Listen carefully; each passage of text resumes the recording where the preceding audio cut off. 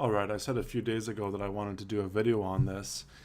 This being the significant discount that Canadian crude oil is facing compared to the U.S. product.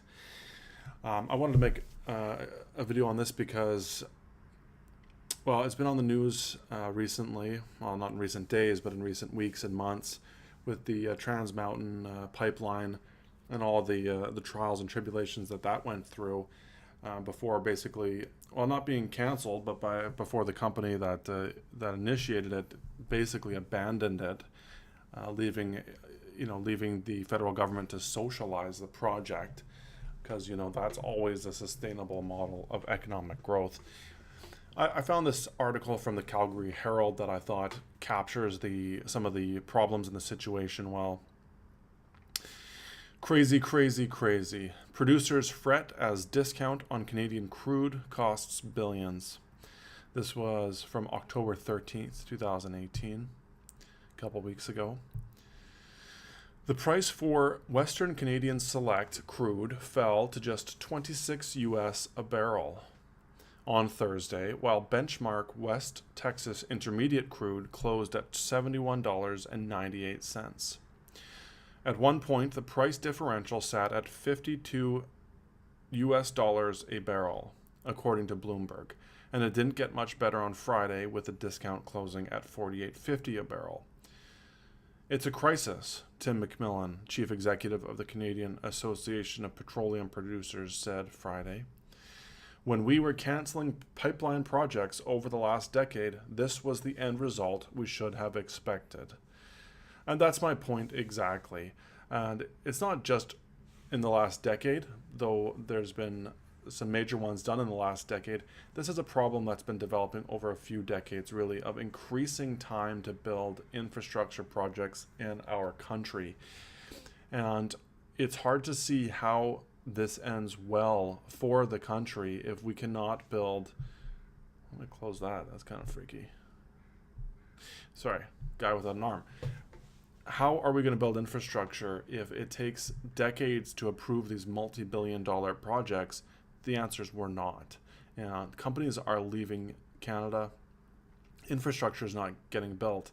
And Canadian oil producers are suffering. I'll carry on in this article. Rising production, a lack of pipeline capacity to move oil out of Western Canada, and several refineries undergoing maintenance in the U.S. Midwest have conspired to put the bite on Canadian oil prices.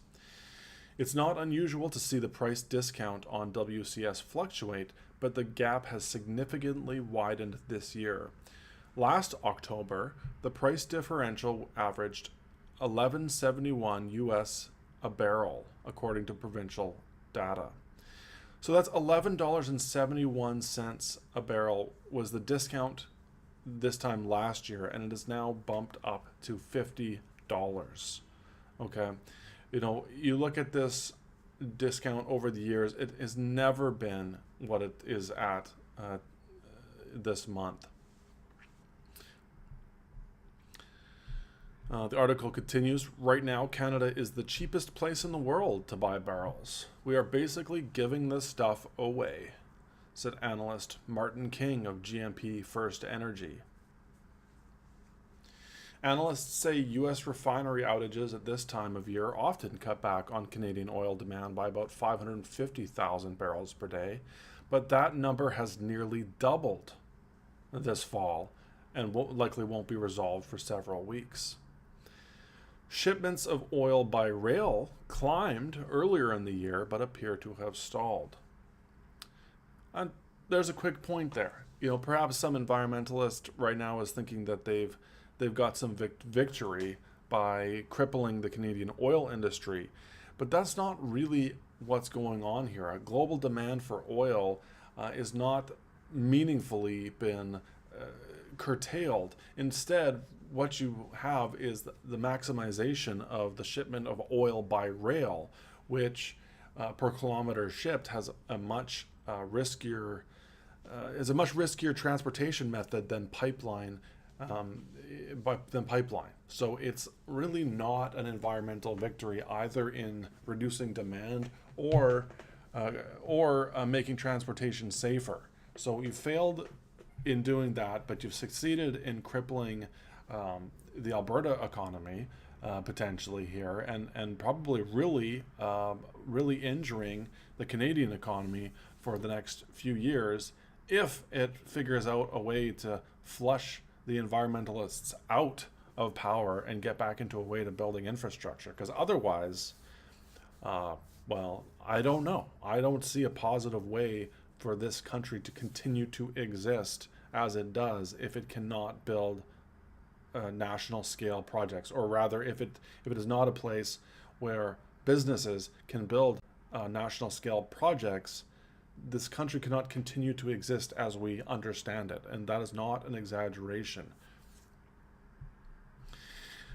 The article continues here. It's not just about heavy oil, it's about all Canadian oil that is getting punished here by the lack of pipeline capacity. If it doesn't shrink soon, the discount will have consequences for petroleum producers, future industry capital spending, and revenue for governments. Every $1 increase in the price discount for Western Canadian heavy oil over the course of a year will cost the Alberta Treasury about $210 million.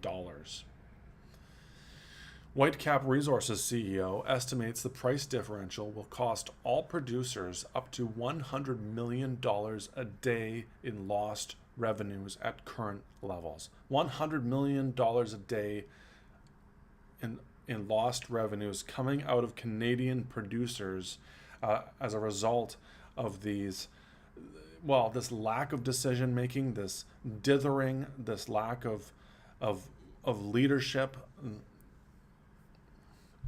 It's really going to cause a lot of serious problems for both employees, for businesses, and for governments. Other estimates are smaller, but the key point here is revenue is being lost because of the country's inability to build new pipelines and get resources to market in the most efficient manner possible.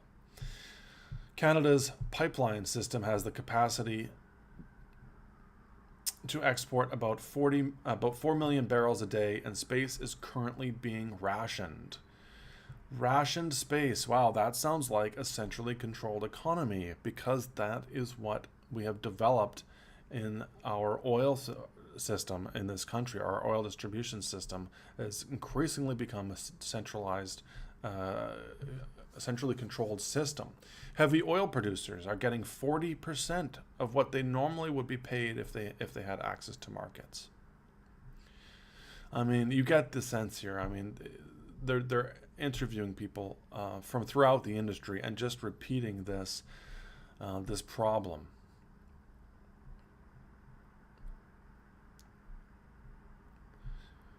And this is from the Calgary Herald, a Canadian newspaper. Of course, less cash flow for producers means less drilling activity and fewer jobs in the sector.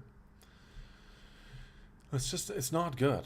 It's not good, and there's no clear path out of it. There was an article from Reuters.com on the subject, saying that Venezuela and Mexico divert crude to U.S. as Canadian barrels get stuck. Cash-strapped state-run oil companies in Mexico and Venezuela have begun diverting crude historically processed for domestic use and sending it to U.S. refineries, now facing transportation constraints to secure similar grades from Canada, data shows. So this is just the same thing from another perspective, Venezuelan, Mexican, and U.S. perspective. Saying, hey, this Canadian oil is not on the market anymore, so we're starting to get it from Venezuela and from Mexico. So well done to all Canadian environmentalists. The Saudi princes praise your efforts. The noble government of Venezuela commends you for your noble work in destroying the Canadian oil industry. You should pat yourself on the back, or maybe get a life instead. Either which way. So just this situation reflects an unusual set of events, including urgent needs by Venezuela and Mexico for cash, for debt payments and investment, and demand for heavy crude in the United States due to less availability of Canadian oil. That gain, the increase in shipments from Venezuela and Mexico occurred even though the preferred Latin American grade fetches about a $50 premium to Western Canadian Select because of transportation costs. Moving a barrel of Maya via tanker to the U.S. Gulf Coast costs about $1.50 compared to $35 for Western Canadian Select via pipeline and rail. Anyways, I think I've driven the point home enough here to just show that the Canadian producers, Canadian economy, Canadian employees, Canadian businesses, governments are suffering very badly because of the dithering and the inability to build national scale infrastructure projects. And of course, as the CBC reports here on October 16th of this year, drilling forecast bleak as discount for Canadian oil persists. So, I mean, these are jobs, these are tax revenues. This is all of this. The Canadian oil and gas sector is in a holding pattern in which spending and production growth cannot occur until new ways to get products to export markets are found, according to a CIBC analyst. So here we are. We're in a terrible position with respect to our gas and oil shipments.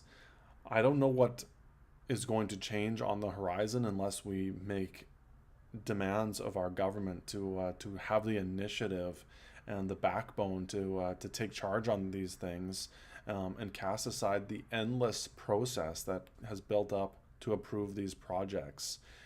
This means minimizing and streamlining the environmental approval process. This means neutering the courts. Yes, I am using these words. This means taking the courts by legislation, removing the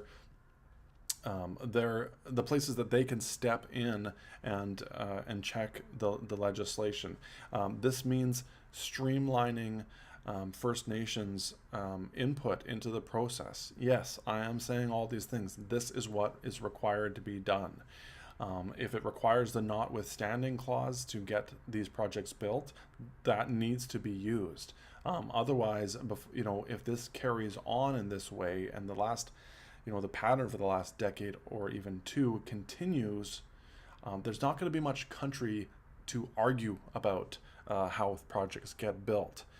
So all of these niceties about environmental regulations and respecting First Nations rights will be nothing more than interesting ideas to talk about in the theoretical country of Canada, because there's not going to be much of a place left if we can't sell our oil.